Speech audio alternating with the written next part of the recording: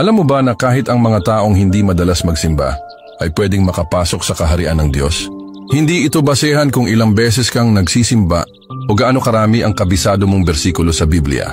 Ang hinahanap ni Jesus ay hindi mga taong palaging nasa simbahan, kundi mga pusong handang sumunod sa kalooban niya.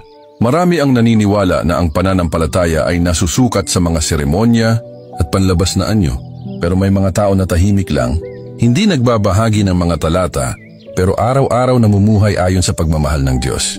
Tinutulungan nila ang mga nangangailangan, binubuhat ang mga nadapa, at kahit hindi sila sumisigaw sa loob ng simbahan, ang puso't kaluluwa nila ay nakaayon sa mga turo ni Jesus. Hindi mahalaga kung hindi sila nakasuot ng magarang damit dahil ang tinitingnan ng Diyos ay ang kaluluwa. Ang tunay na pananampalataya ay hindi tungkol sa relihiyon, kundi sa pagmamahal.